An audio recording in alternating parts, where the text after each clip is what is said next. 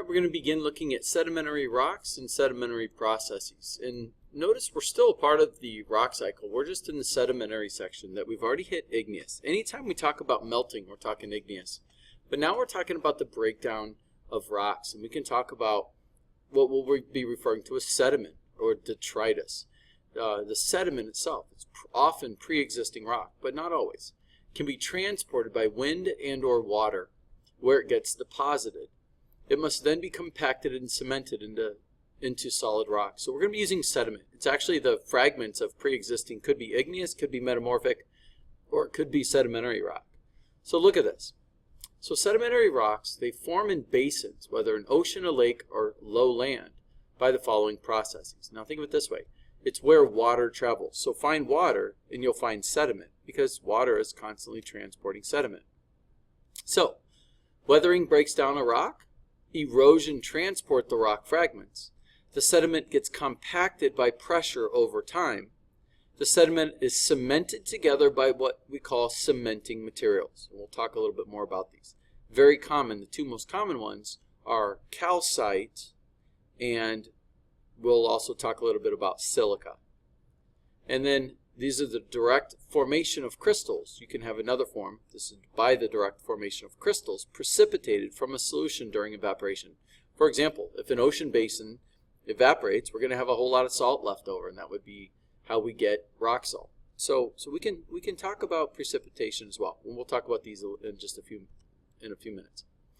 But rock fragments, when you look at a rock, you'll be able to see that the fragments, they show the environment. That I'm only looking at this segment right here, this column right here for segment A. And this is called grain size. That the largest types of materials get deposited at or near deltas. Deltas are where fresh water leaves the continents and deposits its sediment into ocean basins. And it has the kinetic energy to deposit the largest sediment first. And a lot of times these are rounded. So when I talk about rounding, right, well-rounded implies that it's had a long time in transport. And we call this a part of the bed load, that it gets transported. If it's sub-rounded, we'd say, well, it probably was transported some distance, and we could quantify that. But for this class, we don't need to. And if it's angular, we can imply that it hasn't traveled very far.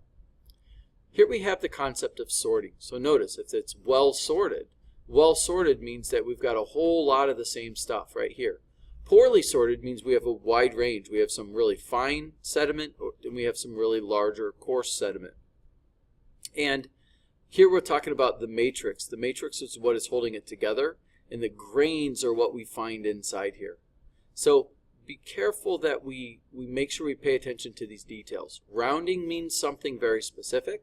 Generally it talks about the energy or the action of water that rounds them off. It's a form of abrasion. We've talked about this with hydrology. Sorting implies how homogeneous is the mix. This picture right here would be very poorly sorted. It's not very homogeneous. Matter of fact, there's a broad range here. And this would be very homogeneous. This is very well sorted. And then grains and matrix. This means something very specific. So back to the picture here. I want to show you an animation here where you can see the largest sediment gets deposited where water is traveling the fastest. Remember, kinetic energy of the water has the ability to transport larger sediment. But when we have that sediment, or the velocity of the water, slowing down, it can only transport smaller sediment. So let's look at this animation. So this animation shows a side view of an area where a river flows into a lake. And we can apply this concept into a lake or an ocean. We can kind of use the same concept. As flowing water enters the lake or ocean, its velocity decreases. The water's ability to carry sediment also decreases. Sediments carried by the stream are deposited where the slow water can no longer move them. The largest sediments are deposited near the shore. Increasingly, smaller sediments settle out further from where the water is calmer. So we're going to get this, we'll call this category of coarser particles, right? These gravel-sized sediments deposited immediately. And as it slows down, it's got less kinetic energy. So we're going to get this very nice, what we'll call sorting along the shoreline. And look at largest particles. We see the bed load depositing sediment.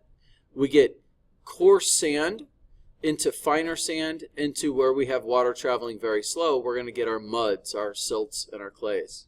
So notice we get a very, very clear what's called gradation. Gradation, Gradation, and it's a form of sorting. Larger to gradually finer. So this is based on the kinetic energy of the moving water. So back to this picture here where I say the rock fragments show the environment, where I have large particles, right, what I call pebbles or granules. These are visible grain sizes. This is where water was moving relatively fast. And where I have coarse sand to medium sand to fine sand, well, this is an area where I'm going to find on beaches where water continues to rework the sediment back and forth. And where I have finer sediment, even into the fine sand and silts and into the clays, these are where I'm going to be finding a little farther out in an ocean or a lake basin where it's deeper, where water's very much static and sediment is deposited out very nicely. So where I find silts and clays, I'm going to be finding I'm going to be creating mudstones and mud rocks. In these sands, I'm going to have different types of sandstones, and these types of rock lead to different types altogether. So this is what we call detrital. Sometimes I'll use the word clastic. Essentially it means that they're formed from pre-existing rock. So here I can look at the textures. The textures imply that I have coarse sediments, coarse grains, coarse materials within the detrital sedimentary rocks. This is what we call conglomerate. Conglomerate has rounded particles. It tells me that they've been transported some distance. I have round pieces of rock within the rock itself. The breccia are angular pieces. Notice these are very distinctly angular. That these angular particles are trapped within the rock itself. But notice these are the defining part is that these are over 2 millimeters. Essentially, we can see them with the naked eye. That these rock fragments are trapped within the sedimentary rock itself. Once again, these are called detrital. They are made up of pre-existing rocks. That means the rounded rock and the angular rock, these are what we call inclusions. That they had to have existed prior to this rock, this conglomerate forming, and these angular pieces had to exist prior to this breccia forming. So we can say that the inclusions are actually older than the rock itself. And we'll come back to that. Here we have a sandstone. Sandstone is a very nice horizontal layering. Sedimentary rocks have a tendency of being layered in these nice horizontal layers. And it's simply because gravity is settling them down relatively consistently. And this is what we would call sandstone. If it has a gritty feel and it feels like sand, it probably is sand, and therefore it's sandstone. And next we have fine to very fine, and I want to make sure that we realize these are muds. Muds, you cannot see the individual grains. This would be a siltstone, very soft to touch, very easy to break, and one of the very common types of rocks that we'll study in this class is shale.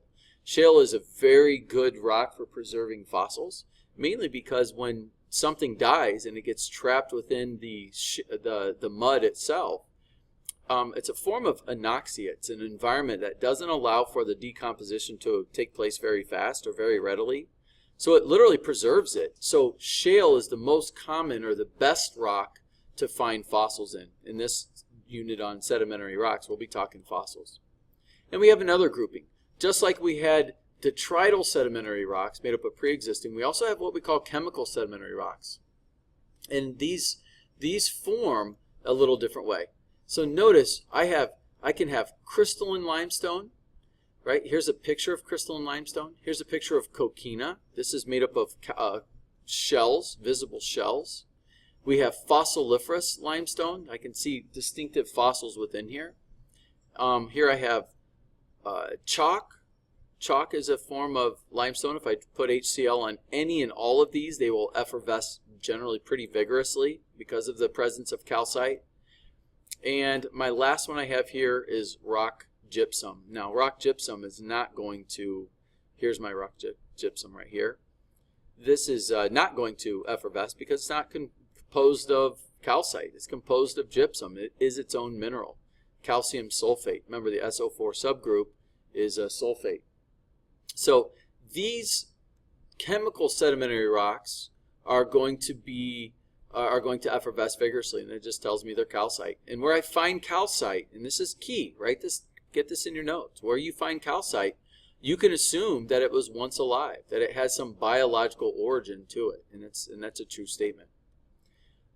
Here, I'm going to keep moving on over here. This is chert.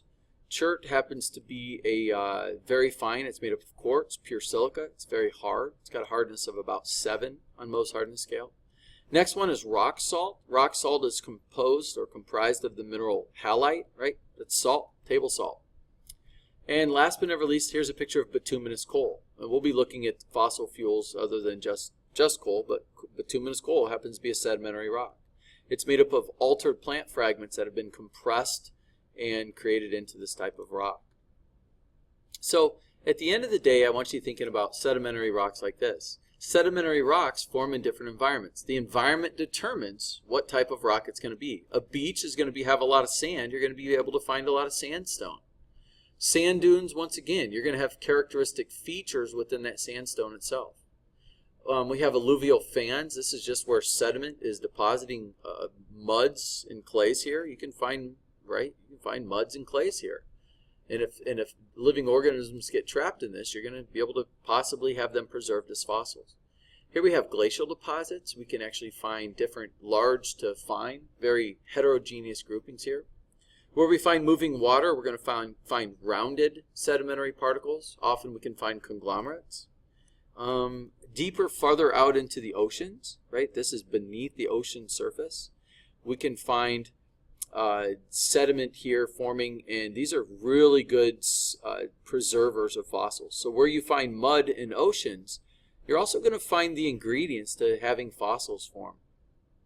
And I think as much as anything, I think this is a good start to just make sure we realize that sedimentary depositional environments, where the rock and the debris are deposited, they're going to form that type of rock.